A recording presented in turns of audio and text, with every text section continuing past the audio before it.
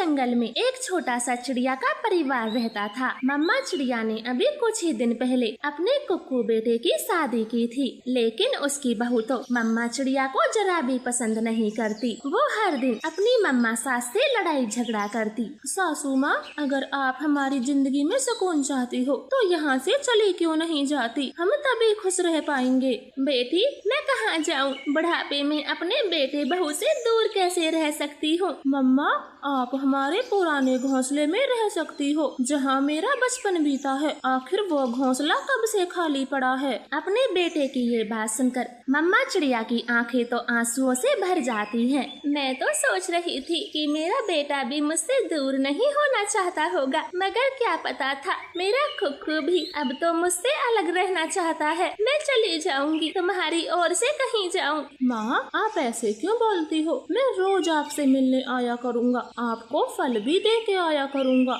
अच्छा, तो रोज रोज आप इस बुढ़िया से मिलने जाया करोगे, दाना भी इसी को दे के आया करोगे, तो मैं क्या करूँगी इस घर में? मैं अपने मायके चली जाती हूँ। ऐसे बोलकर कुक्कू की बहू तो अपना सामान बांधती है। मम्मा चिड़िया तो कुछ भी नहीं समझ पाती। वो अपनी बहू के पंख पकड़ लेती है। नहीं बेटी, आप क्यों जाओगी घर छोड़कर? मेरा जाना ही बेहतर होगा। मैं तो बूढ़ी हो चुकी हूँ, मेरी जिंदगी कुछ ज्यादा नहीं है, तो मेरी वजह से मेरे बेटे का घर बर्बाद क्यों हो। ऐसे रोते रोते मम्मा चिड़िया अपना जरूरी सामान बांधती है और घर से बाहर चली जाती है। वो तो अपने पुराने उसी घोंसले में जाती जहाँ कभी वो अपने पति के साथ हंसी खुशी रहती थी। वो घोंसला तो काफी पुराना हो चुका था। पहले इस घोंसले की मरम्मत करती हूँ या फिर थोड़ा दाना ले आऊँ। ऐसे मम्मा चिड़िया क्या क्या सोचती, मगर उसका तो किसी काम में मन ही नहीं लगता और वो टूटे हुए घोंसले में चुपचाप बैठ जाती है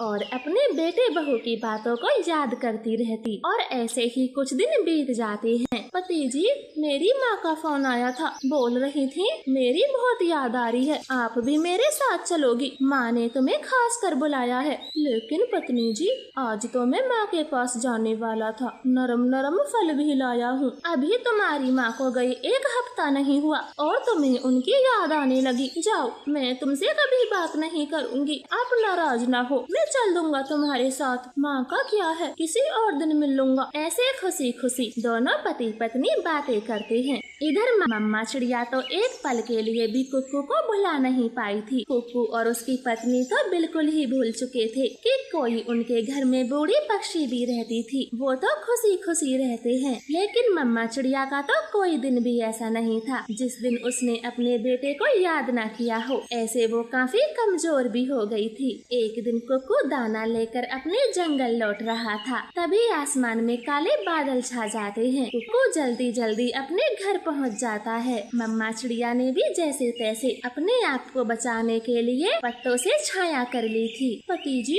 अच्छा हुआ जो आप समय रहते घर आ गए, मौसम कितना खराब हो गया। ऐसे बोलते हुए कुक्कू की पत्नी अपनी सास का संदूक खोलती है। पति जी, चेक करती हूँ बुढ़िया ने क्या क्या जमा कर रखा है, शायद कोई सोने की चीज मिल जाए। ऐसे गौरी कवि मम्मा सास का सामान बिखेर देती है, लेकिन उस संदूक में तो बस एक पुरानी डायरी थी जिसे कुक्कू की पत्नी यूं ही फेंक देती है और अपने पति के लिए खाना परोसती है। पत्नी जी, माँ उस तिनकों के घोंसले में भीग रही होगी क्योंकि उस घोंसले पे छत नहीं है। आप फिर उस बुढ़िया की बात लेके बैठ गए। अगर इतनी ही फिक्र है तो आप उस बुढ़िया के पास चले जाएं। ऐसे वो गुस्से में लालटेन बंद करके सो जाती है, मगर कुक्कू को कहाँ नींद आ रही थी। वो अपनी मम्मा की डायरी उठा लेता है और पढ़ना शुरू करता है। कुक्कू बेटा, आज मैं बहुत दुखी हूँ, आपका खेल खेल में पंख टूट गया, चोट आपको लगी है और इसका दुख मुझे हो रहा है।